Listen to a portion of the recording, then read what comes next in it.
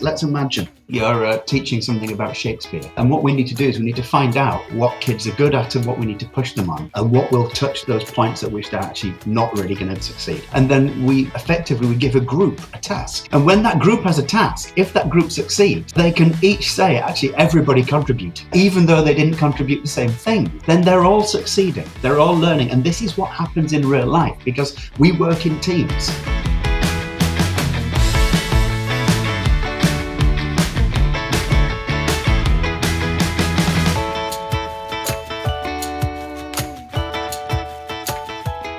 Hey, welcome back to Adventures in Learning Design, a place to talk about how to design effective learning experiences. My name's Laurie Harrison. And my name's Laura Patsko, and we're from LearnJam, a purpose-driven learning agency and consultancy.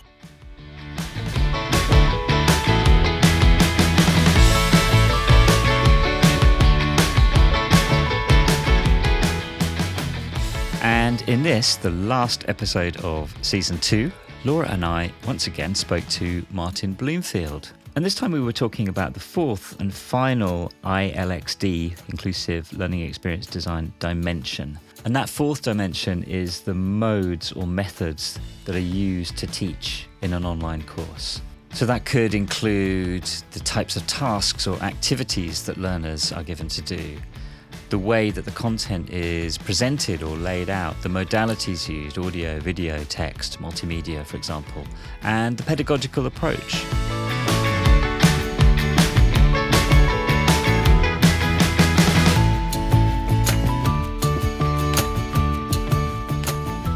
So, Martin, welcome back to talk about another of the dimensions of inclusive learning design. Thank you. It'd be great this time to pick your brain a bit about the interactions that are involved in a learning experience. So how the learner actually interacts with the teacher, if there is one, with the materials they're using, if there are materials, with the platform where those materials are hosted, if it's a digital experience, that is, or with the book, if it's in a book, or whatever, what have you.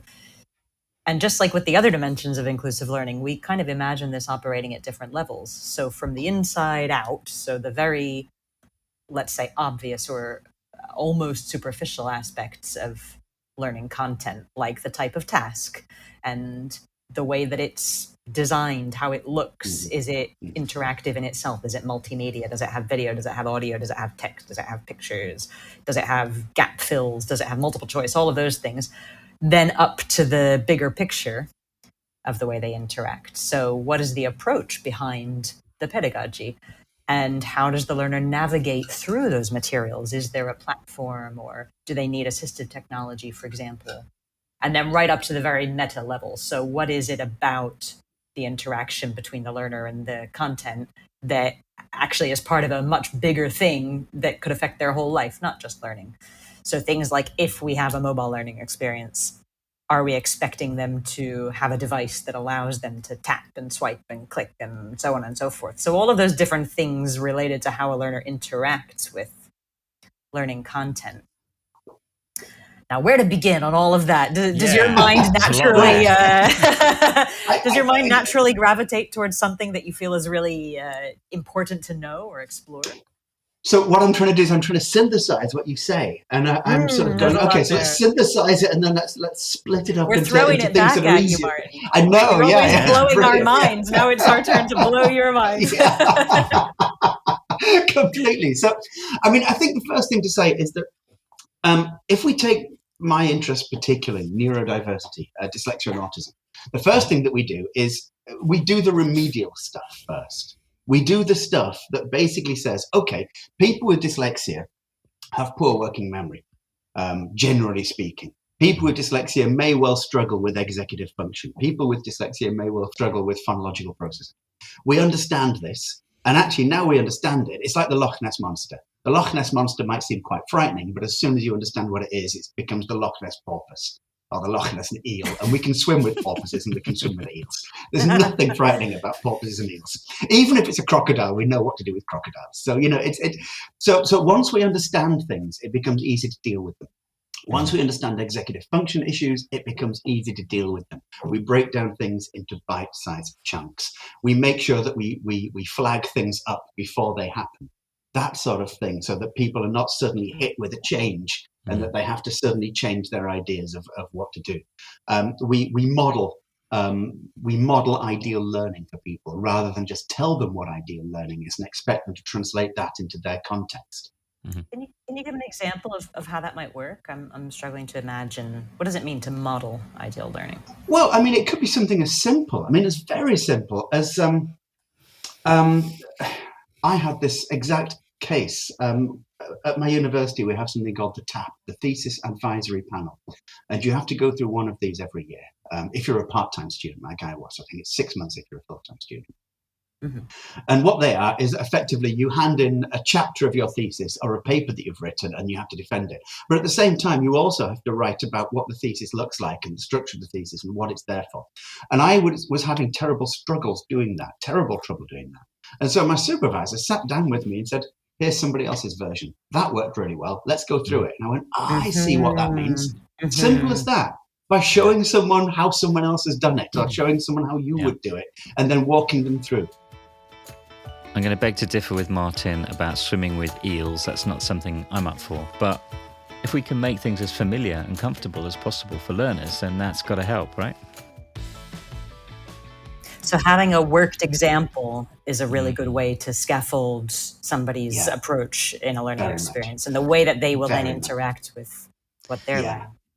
Yeah, because otherwise what's happening is you're giving people one type of cognitive input and you're expecting a different type of cognitive output. And that's something we've got to be very careful of. So the cognitive input you're giving them is usually verbal or sometimes written, and it's instructional. The output you want them to give is some form of task-based output. And of course, the input and the output are not the same type of thing. And people who've got executive function problems may well struggle to translate one into the other in the way that you want them to. So when I was at school, I spent most of my life at school not understanding why I clearly didn't understand. Right. And that was a hard thing for any young boy to go through. If they'd modeled it, if they'd scaffolded it for me, I would have been okay. I know I would, because I'm not stupid. It's just that what they were telling me didn't seem to resonate with what I thought they wanted. But I mean, Martin, it strikes me, and I think this came up last time we spoke, actually, a lot of the things that you've just said, that included. So, modeling, scaffolding, breaking things into manageable chunks, all of these I mean, these are helpful for everyone. Absolutely. And I think this is part of the whole principle, the foundation of our inclusive learning design approach is that, well, actually, you don't need to do, it's not kind of a completely different way of teaching or designing a learning experience. You should be designing in a way that supports everyone equally. And the things that you just described are beneficial to neurotypical people as well. It's not, and you can't assume that, maybe this is the problem, is making that assumption that people will be able to make that leap and to kind of take that verbal instruction and understand what that actually means in terms of output. And yes, some people will be able to do that, but probably more than you expect would struggle or would do it in a different way than you might be expecting as the teacher or the instructor. And that by being more thoughtful about how you provide those instructions and the models that you give and the way that you chunk the information, that makes it, you're just increasing the chances of the vast majority of people, or hopefully everyone, actually getting it and being able to achieve what you want them to achieve in a more consistent way anyway. So I think this is a great example of, by thinking and reflecting on the differences amongst your learners and what might be required to facilitate them being able to manage what you want of them or to complete the task effectively, that's going to help everyone in some way. And all of the research shows that whatever we do to help the neurodivergent learner does not damage the neurotypical learner. It just doesn't. There's nothing. So, for instance, the next plank is, okay, phonological processing may be difficult. So what do we do about it? We reduce the amount of text that we give. We start to replace text with graphic content. We start to replace text with video content. Well, there's nothing about that non-dyslexic, non-autistic people can't deal with. Nothing at all. or when we do present text, what we do is we present text that's in a font that's friendly. Usually, by the way, these are humanist fonts. If you're a font bore like I am, so they're not Gothic fonts. They're not those specially made dyslexia fonts. They're simple humanist fonts like Calibri and Lilawadi and that sort of thing. Okay. And we make sure that the lettering is spaced out. And we know this because there have been studies done, and the studies have shown no causal relationship, but they've mapped preferences. And that's really interesting. So it's not that this particular font will cause somebody to read better. We don't believe that. But we do believe from a number of studies that have been done that we can map which fonts and which font sizes and which letter spacings are preferable and easier for people who are, let's say, dyslexic to read. And these fonts and these font spacings are no different for people who are not dyslexic. And so everybody finds them easy to read. And so once we start to understand how to present written information, reduce it, and then change the format, it becomes easy.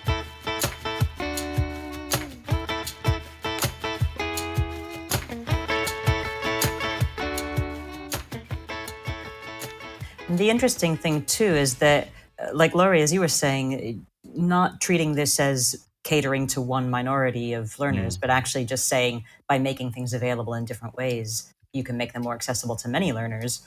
And two things occur to me here, one of which is that we're kind of, I suppose, assuming that people with a specific learning difficulty or even just a specific preference know that. Whereas a lot of people might just find something hard and not know why. So if somebody's trying to access the learning and they said, I find this really difficult, but I don't know why. That's a really good point. And I think, Martin, that speaks to your experience, doesn't it? I remember, you had that difficult experience all through school and you didn't know what the cause was, and so many people don't. What this does is it brings about something that we all know about, I'm guessing, or if we don't, it's not difficult to listen to stuff about this. It brings about learned helplessness. And learned helplessness comes about in three particular ways. And I'm going to get this wrong, talking off the top of my head, but there is, as it were, there's effectively there's cause, there's cognition, and there's effect. I think it's contingency, cognition, and effect. And the contingency, the cause, is that thing that makes things difficult. The cognition is the awareness that something's difficult, and the effect is that we can't do these things in the future. And what we need to do is we need to break that contingency. We need to break that cause and effect by showing people through cognitive means, actually, no, this isn't difficult for you. We've got this wrong. It's not that it's difficult for you. We can show you that, we can work with you and find a way that's better. There's another way. That breaks the learned helplessness. Absolutely. There's another way. So we often assume that people know that they have a specific learning difficulty, but of course many don't and can just find learning hard and end up thinking, wow, that must mean I'm stupid or something. But we can break out of that learned helplessness. And then this makes me think as well of the second thing that you made me think of a minute ago, and it actually what you just said relates to it as well, is that not all difficulties are permanent. They could be situational. They could be temporary. So by providing somebody with an experience of success, even if the reason they found something difficult was temporary, that feeling of success will carry through. And so that learned helplessness is avoided. So let's say recently it happened that various reasons I was having trouble typing. I'd hurt my hand. And all of a sudden I had to get to know certain accessibility features to allow me to interact with tools I would normally use. Okay, this wasn't a learning experience, but it was things that involved reading and writing. And I had to use things like dictation. Now, at the beginning, there was a sense of helplessness of how am I going to do all these things I normally do and I can't use my hand? Well, other people deal with that all the time, and there are other ways. And so by recognizing, once again, coming back to what Laurie, you just said about the fact that this isn't just about catering to certain people, it's about catering to people. And the fact that people have different needs at different times, they may or may not be aware of those needs, they may find something easy or difficult for reasons they can't explain. But by providing these different options, you're actually enabling access for a wider range of people and enabling them to experience success. And then you're going some way towards mitigating feelings of helplessness and potentially longer term learned helplessness. Yeah. And the idea as well that this is not something that we give to the kids who can't. So if you like, right. you don't just take something like an ORCAM read and spell, or whichever particular piece of technology you're using. You don't just take something like a scanning pen or whichever, whatever we have, and say, well, okay, everybody do this, but you dyslexic kids, you do that. That's not what we do. Which is still exclusive in a way, really, isn't it? You're still Exclusive, separating. yeah. Absolutely, you're making those dyslexic kids feel like they need help. And actually, when I found out I was dyslexic at the age of 30, one of the things that gave me such a feeling of shame was this feeling that everyone was going to think that I needed help. And that made me terribly ashamed, and I hid it. And I was really fortunate. I had a girlfriend at the time who was very, very supportive indeed.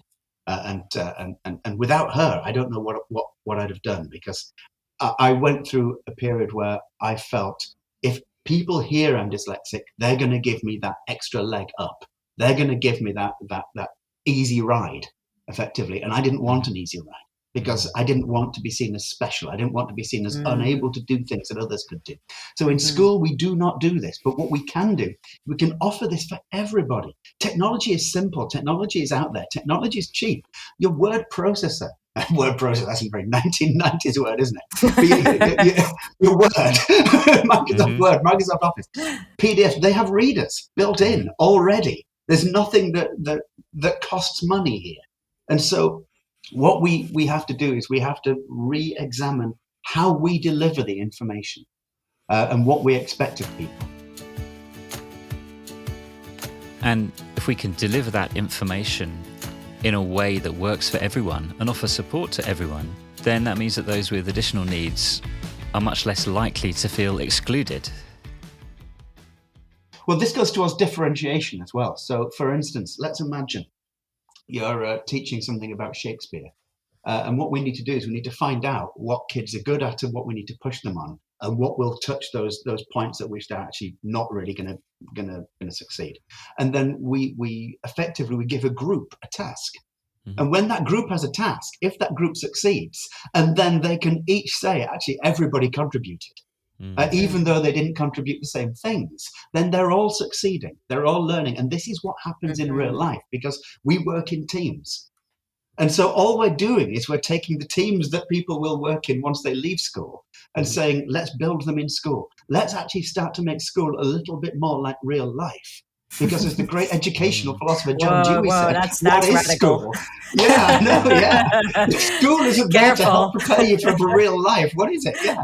So, and yet there seems to be this fear of teams in schools. I mean, not always, but there is this fear of allowing certain kids to explore the things that they're good at the expense of the things that they might not be good at. You all have to be good at the same thing, or you're a failure. That kind of Absolutely, And I don't know why that attitude prevails. Which is, you're right, because I mean, that's not what it's like in real life after school, is it? Yeah.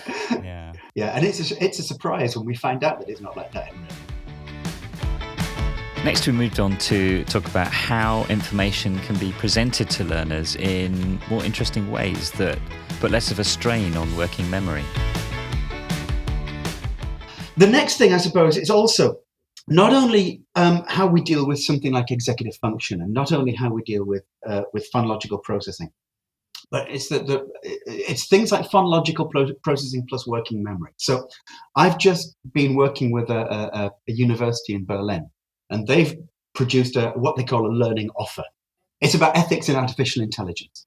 Okay. And how we can effectively factor ethics and a broad, deep understanding of ethical perspectives into the algorithms that effectively construct artificial intelligence. Okay, that's a big topic of the day. Yeah, fantastic. Yeah. But one of the things we've done is we've gamified it, and so it's effectively the entire module is a game, and it's visual. And it's got people speaking to you, and this is for adults. This is not for 5-year-olds, but it's a visual interactive game, and this interactive gamification bypasses all problems of working memory, because what you're not doing is you're not saying remember, learn, read, learn, inwardly digest, and regurgitate. We're saying interact with.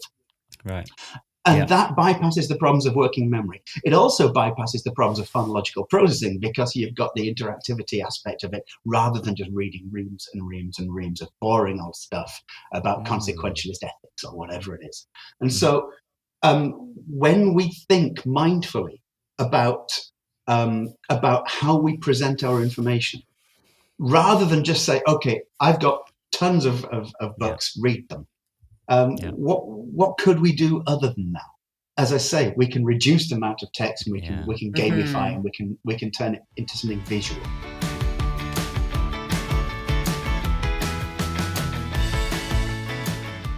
I can imagine people thinking, and especially teachers who are chronically overworked and underpaid worldwide, well, whose responsibility is it to provide all of this? Surely that should be in the material. Surely, it's down to the people making the books, making the apps, making the games to make sure that all of this wonderful gamification and interactivity and multimedia that you mentioned is there. And, that costs money. And now I think, again, obviously it's a simple question. It's an understandable fear, but doesn't have a simple answer. Yeah. So where does the responsibility lie for providing this diversity of ways of interacting with knowledge, a knowledge base of learning content? Is it down to a teacher to create activities, adapt material, change their way of teaching? Is it down to the material itself to afford different ways of interacting with it? It needs to be attacked from a number of angles. Yeah, it needs to be attacked from the bottom, from the top, and from the side, so to speak.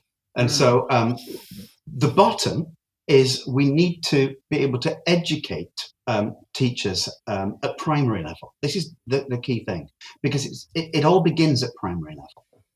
Where there is an understanding of neurodiversity, where there is an understanding of different ways of learning at primary level, that then carries on throughout. And actually, it's only at primary level. The earlier we identify neurodiversity and the earlier we understand neurodiversity, the better it is for everybody. There have been, I can think of 3 studies off the top of my head that were synthesized in a 2017 University of Birmingham paper that show this very clearly indeed. The next thing we need to do is we need to go to the top. And the top are people at the education department. Now, this is the difficult bit, because whilst teachers may want to make education more interactive, more inclusive, more about exploring relationships, more about cognitive development and support, that's all very well until the education department says that they're allowed to do that, because there is this natural problem that you've still got to get kids through the exams at the end. And so we need to talk to education departments. We need to talk to local education authorities and even higher. And this is the key thing. This is really important. The next thing is that we say, is it up to the teachers to change the way they do things?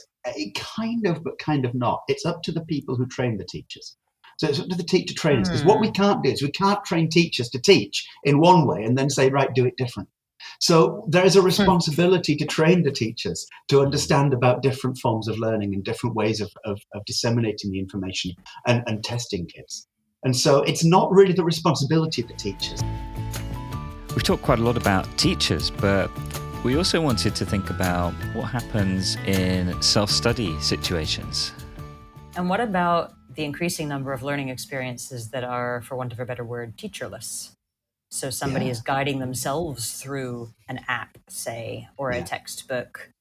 Then what can be done? Does more responsibility fall onto the people designing the content to train the learner, sort of as a proxy teacher to teach themselves? Yeah, absolutely. Because what we can't do is we can't just expect to give everybody the same kind of, as it were, self-led learning and expect everybody to go through it in exactly the same way. There was, I was talking to a marketing executive, funnily enough, a couple of years ago, and he gave me a wonderful, horrible word, perdisamolo, and it stands for personal, digital, social, mobile, and local. Personal, digital, social, mobile. Perdisamolo. Perdisamolo. I mean, for some reason, it's stuck in my head. And it stands for what again? It has a nice rhythm to it. Personal, that's the per. So personal, digital, social, mobile, and local. Okay. And these had been identified as the key drivers of what people needed in terms of how we market to them. But it seems to me that there are also very key drivers to what people need as we educate them, because education is becoming more personal. It's becoming digital. The world is becoming digital. It's becoming social. It's becoming mobile, but it's also becoming local. People are connecting more with their own space. As if you like, social media globalizes people, there's also a tendency towards connecting with our own spaces. And so where education becomes personal, digital, social, mobile, and local, where we can turn education into something that deals with that Erdissimolo driver, what we're doing is we're starting to make education relevant to the people we're educating. And if we simply impose upon them a one-size-fits-all, okay, this is how you do it, go, it's not relevant because it's not personal, it's not local, it needs, I mean, it can be digital, it can be social, and it can be mobile, of course. It needs to be personal and it needs to be local. And when we say local, that means local to somebody's interests as well as to somebody's locality. Erdissimolo, that's a new acronym for me. I think the important thing, though, is that if we can keep that in mind and move towards it, then we can start to make education more relevant to every learner.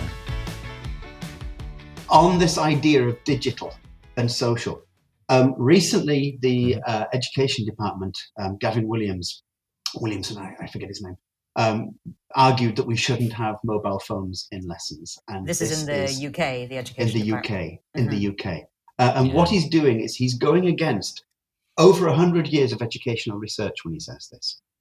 He's going against the idea that what is education for? It's to prepare people for the real world. And what he's doing is he's taking the real world out of the classroom because people use mobile phones. And the fact that you've got a mobile phone, and I, as an old 80-year-old teacher, believe that someone with a mobile phone is somehow disengaged. That's a complete misunderstanding of how people use personal, social, mobile technology, digital technology these days. And so what we need to do is we need to educate educators in what Erdissimolo education is. Because if we don't, then we'll separate and alienate learners from the environment they're supposed to be preparing for. And that doesn't therefore prepare them for the environment that they're going out into. And that's a good point, again, about interaction, because we're not just thinking about how learners interact with, let's say, a piece of learning content or a device. It's about how they interact with the teacher, how they interact with the real world versus others in the classroom, how they interact with content that's not per se for learning, but maybe on their phone. Say they're in a classroom and they're holding their phone and there's other stuff happening there. And all of this factors into their whole experience. So that's a really valuable insight. Thank you.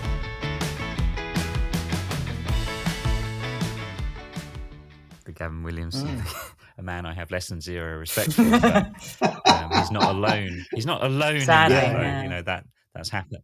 That has happened in many countries and many education systems. And I think it's kind of, I guess it's a kind of a response to certain pressures or perceptions. I mean, it doesn't come out of nowhere that, we want to, let's ban mobile phones in schools because kids get distracted and they spend all their time on social media rather than engaging with the lessons and that kind of stuff. I mean, it's a fairly pervasive attitude globally, I think. I get the feeling he's responding to his voters more than anything else. Yeah. Exactly. And as you said, Martin, it's about kind of educating people in those positions of power and responsibility about what the research says, and coming back to what you said, that learning should be preparing you for real life. Yeah. And if you constrain that experience in such a way that it strips out every vestige of what real life is going to be like out in the real world, then how are you preparing? Yeah, I mean, imagine we were wombats. Yeah. And wombats. The mother wombat. Yeah, wombats. All right. I'm with you. Where are we going with this? To wombats. If the mother wombat decided that she was going to make sure that her baby wombat wasn't learning how to eat bamboo properly or whatever wombats do, and she was basically making sure that her baby wombat was spending all her time on concrete or in swimming pools. Then when the baby wombat grew up and found that this baby wombat had to eat bamboo and climb trees, they wouldn't know how to do it. And so no animal would ever prepare their kids for survival in the real world by telling them that those things that they will do in the real world are out of bounds. No animal would do that. And yet this is what we do. We are not as intelligent as wombats, quite frankly. And I don't know why I use wombats as the example. Why not? Why not? What day? Just What came to podcast mind. couldn't be improved by the appearance of a wombat? Yeah. No, but it's a good point, and I think it's a good point that when we think about the whole purpose of education, this becomes about so much more than just the kind of phrase of inclusive learning design. It's actually, why are we learning anything at all? And, what are we preparing people to do? And the issue of if we take the mobile phone example, is it's not about the phone. It's about the feeling that a learner may be distracted from an experience that's going to help them learn. The distraction might be a phone, but it might be a giraffe running past the window, or, So it's not really about the phone. It's about what it represents. And it represents that fear of distraction from learning. And that maybe is what needs to be tackled. And that led to our final point of discussion, really, which is that it's all too easy to make assumptions, for example, about whether people are distracted or not. There's a very famous, I think it's a TED Talk, it might not be, I don't know, everything's a TED Talk these days. There's a very famous TED Talk about a woman who had learnt with Marshall Rosenberg is his name, the guy who does nonviolent communication. And she had effectively 6 chairs, and she was telling a story about how she took her new daughter-in-law, if she just got married or she got a new partner, how she took her future daughter-in-law out to have a bonding experience. And they went to see the Manhattan Transfer, I think she said it was, which for her, for someone who grew up and was sort of around in the 70s is kind of cool, but for this young kid wasn't cool. And they were there, and she looked over and saw this young girl on her mobile phone. And each of the chairs that she had represented a different reaction that she could have had. And she went through them all in her head. And one of them was, how dare you do that? I've taken you here and you're being so rude. Another one was, oh my God, she's not interested. Another of them, and actually, she went through all these reactions in her head. And one of them was to be interested and go, and they go, hey, look at this. Yeah, I've just put on Facebook or Twitter that we're at the Manhattan Transfer and it's cool. And she hadn't realized that mobile phone experience was part of the experience for this young girl. Right. The fact that it wasn't part of the experience for her is her learning experience, not the young girl's learning experience. That's a very interesting example, isn't it? Yeah. My first thought was maybe she's Googling Manhattan Transfer. Like to find out more about it, maybe there's something that's it's sparked some curiosity. Martin, thank you so much for taking your time to talk to us today. It's been fascinating as ever. I hope you'll come back to another episode one day. I hope so. Thank you for having me. I'm really genuinely, it's an honor, and I hope I've stayed relatively focused, because I know that I do have this tendency to spread out a little bit. Oh, join the club. Yeah. Well, this is the thing with learning. All the different elements are interconnected and they all influence each other. And it's very hard it's always a little bit artificial trying to separate out our conversations into this topic or that topic. So it's been a pleasure having you and talking to you. Thank you. Really appreciate it. Go with the flow. That's what I say. Exactly. No, it's been great, Martin. Thanks a lot.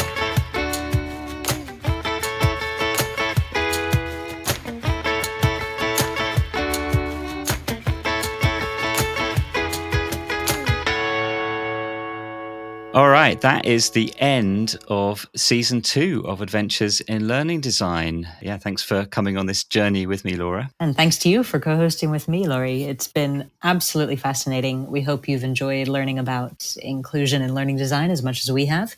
And we'd like to thank our guests as well, Martin, Michelle, and Rana, for your fantastic insights. Yeah, all the guests were amazing, actually. I don't know about you, Laura, but I learned so much from all of those conversations, and that's really always the case when we speak to friends of LearnJam about this kind of stuff.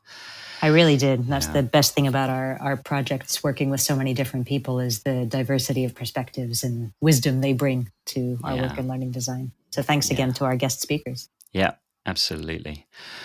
Okay, so we are going to leave it there. If you would like to find out more about LearnJam, and our work in inclusive learning design and to download the ILXD dimensions, you can go to learnjam.com/resources. Bye. Bye. There we go. You can edit that out, right?